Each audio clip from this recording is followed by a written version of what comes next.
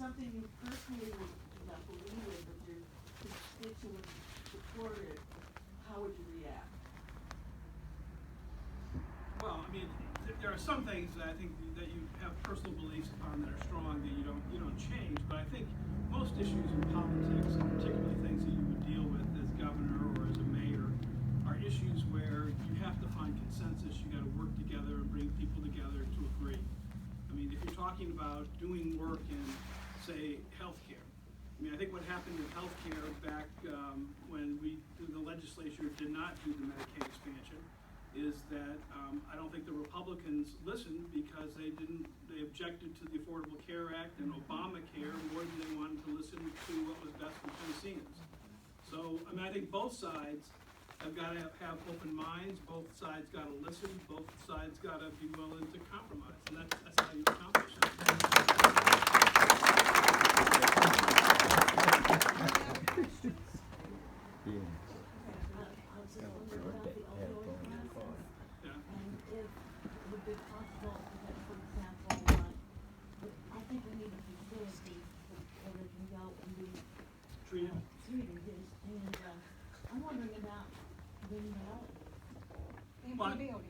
Well, I mean, that's a good idea.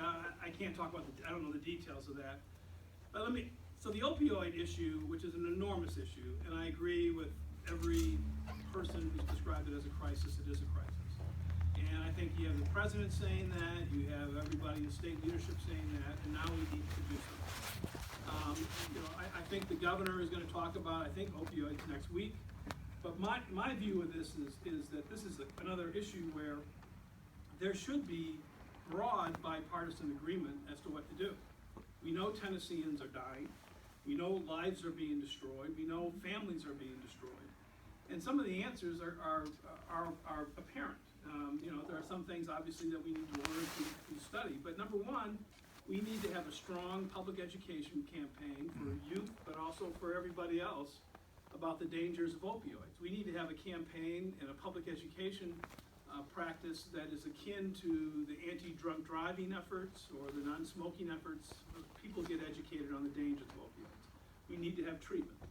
We need to have, if people are addicted and looking for treatment, we need to make that available. And we need to think of creative ways, if you have been, to provide that treatment. That ties into the Medicaid issue. I mean, that's part of that, is if you don't have that, it's harder to get treatment. But we need, if there's a true crisis, we need to put some resources there. And there is a crisis. We need to make sure that we're getting a handle, and I think this is happening on overprescription of painkillers and abuse of prescriptions of painkillers. And we need to empower law enforcement. I mean, this has morphed into not just opioids, but it's fentanyl and heroin, and there are people who are making money out of the deaths and suffering of people all over the state, and law enforcement needs the tools to get at that criminal problem.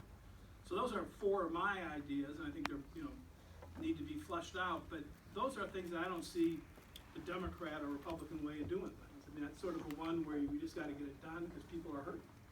But jail is not the cure for, to put them in there. Well, you got to have a realistic treatment option. Yeah. I'm just curious, and this sort of connects with that, but I was wondering how you feel about the issue of medical marijuana. Put this down when I get nervous. We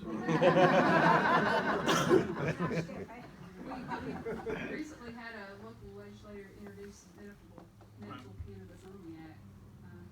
Yeah, so I haven't studied the Representative Faison's bill in any detail, but in terms of medical marijuana, my position is this, that, look, if this is something that the doctors and the medical profession are saying we should do, and it's regulated and handled appropriately, and the medical evidence is there that this is going to alleviate people's suffering and make their lives better, then I wouldn't want to stand in the way of that happening. I mean, to me, it's ultimately a medical decision. If this is going to help people and we're going to handle it correctly and regulate it correctly, then I would be for it.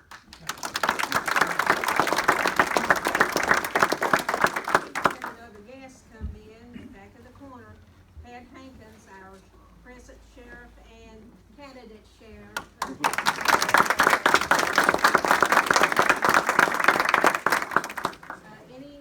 One last question, if anybody get over here. Well,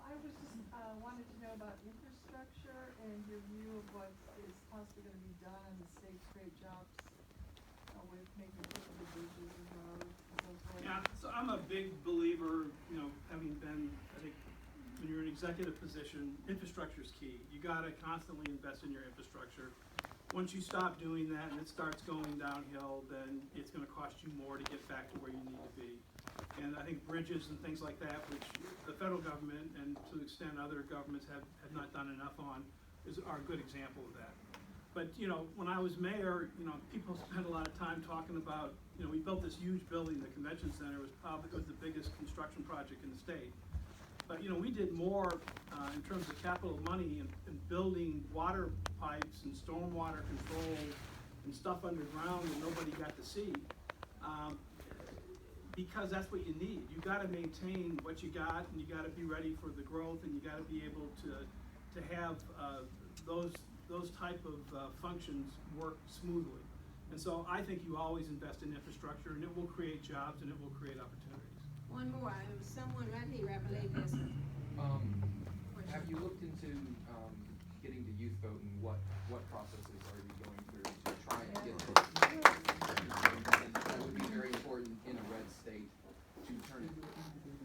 Yeah, I mean, we're looking at the youth vote, the middle-aged vote, and the elderly vote. All the votes. And, you know, I would say my campaign, in terms of the folks working on it, you know, we have a very active social media campaign. We do a lot with colleges and youth organizations. I mean, clearly it's important. You know, I want folks to register. I mean, I think that's absolutely key. And the key to this election is gonna be people voting. I mean, Tennessee in 2016, we were last in voting. And so, you know, if you aren't satisfied with the results of 2016 or other elections, the answer is to vote. Yeah. And to register and get out there and vote. Exactly. That's gonna be part of what we're doing.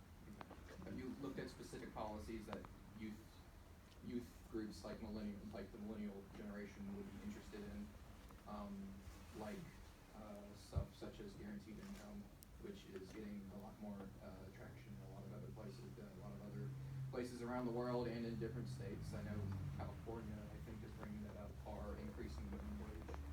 Yeah, I think all those things we consider, but I have not discussed or in favor necessarily of a guaranteed income. I don't know that's where we're in a position I to do understand that. that. I'm not saying I am as well, but it's just. No, we're happy to listen to suggestions. Okay. Again, thank you. Thank you. For visiting the best part of the state. It's a beautiful part of the state. It's good to see, but it's okay. We'll keep it as part of the state. But please come and get some food. Do you have any extra? On February the 20th will be our next meeting, and it'll be at Casa Guerrero. Yeah. Okay? Just a reminder, in light of, we do meet every third